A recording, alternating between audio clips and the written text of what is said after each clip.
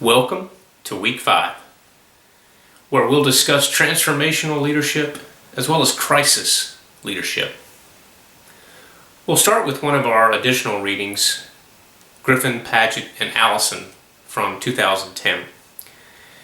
Now in this paper, the authors offer an analysis of the rhetorical styles of New Orleans Mayor Ray Nagin following Hurricane Katrina, and the rhetorical styles of Rudy Giuliani, New York City Mayor, following 9/11.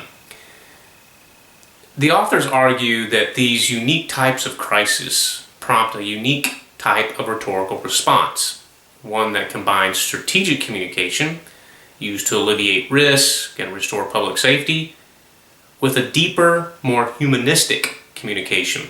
This focuses on more substantive issues of crisis leadership.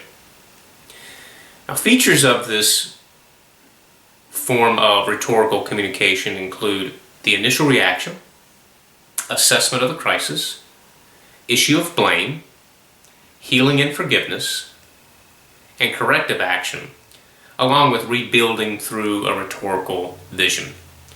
Now, if you're involved with communication, public relations in your organization, this is a good opportunity to compare your crisis response plans with the findings of this research. This will help ensure you're adequately prepared to deal with the crisis caused by a national disaster or act of terror or some other cause of disaster. Now, we're going to stay with the crisis leadership theme for just a moment, moving into our primary text, Hackman and Johnson, going to chapter 13, where our authors describe any crisis as a major, unpredictable event that threatens an organization. Common types of crisis include economic, informational, physical, human resources, reputational, natural disasters. And while these crises may vary, and there are differences between these types of crisis, they appear to have similar patterns, and especially similar patterns of development. They each pass through the pre-crisis, the crisis itself, and then the post-crisis. Now, the important thing to remember is that each crisis stage makes unique demands on the leaders. Of course, successful leaders must recognize and meet those demands by shifting communication strategies. That's where you come in with strategic communication. Consider what communication recommendations you would make for each of these types or stages of crisis in your own organization. Your authors provide a detailed list of what a crisis management plan should include. This list starts on page 420, and I encourage you to review it, but more importantly, I encourage you to share it with your leaders and use it as an opportunity to revise your own crisis management plan. Of course, if you don't have a crisis management plan for your organization, this is a great time to develop one based upon what we'll learn in this course as well as other courses that you've learned as part of this strategic communication program. I also encourage you to review the self-assessment on page 413, and again, feel free to share that with your leaders. It may be a good conversation starter to help guide them to an effective crisis management plan. On page 411, your authors list 10 types of crisis. Now go through those not to try to remember them, but just consider areas in which your organization may be able to, may be vulnerable to a pending crisis. They'll be able to give you some good thoughts on that. As a personal note, I like the U.S. Navy aircraft example on page 431. I found it to be pretty accurate based upon the number of years that I spent on an aircraft carrier while I was in the Navy. So that's a good example that I offer for you. All right, so that's the crisis leadership for the week. Let's go back in the book on chapter 4, and we'll talk about transformational leadership. We know that transformational leadership is empowering. It's inspirational. It elevates leaders and followers to higher levels of motivation and morality. Your authors mentioned another author, Ted Zorn, who discovered the relationship between the complexity of a leader's communication system and the tendency to exhibit transformational leadership behavior.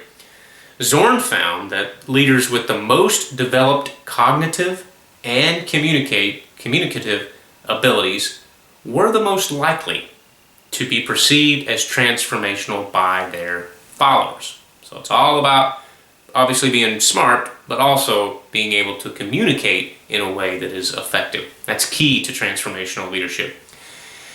Here, authors describe this as transformational leaders being masterful communicators. They're able to articulate, define ideas and concepts that may elude others. They say that extraordinary leadership is first and foremost a product of extraordinary communication. To communicate successfully, a transformational leader must be aware of the needs and the motivation of his or her followers.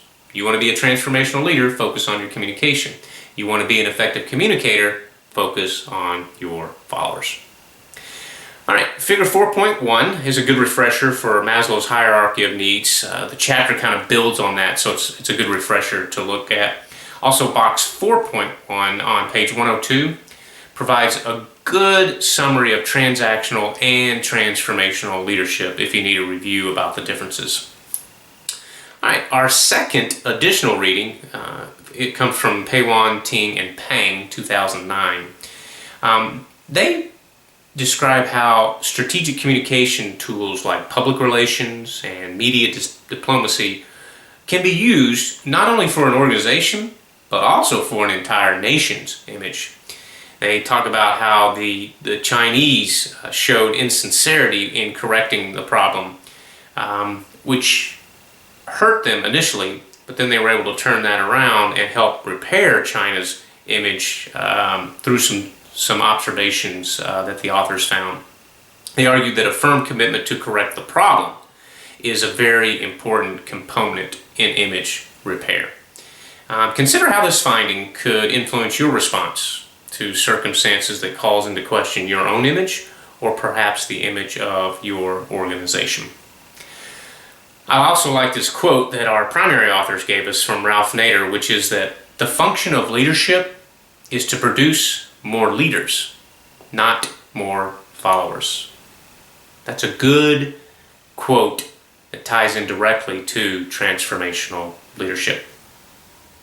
Well, that's it for now. As always, stay ahead with your assignments, stay engaged in the discussion board, and enjoy this time of learning.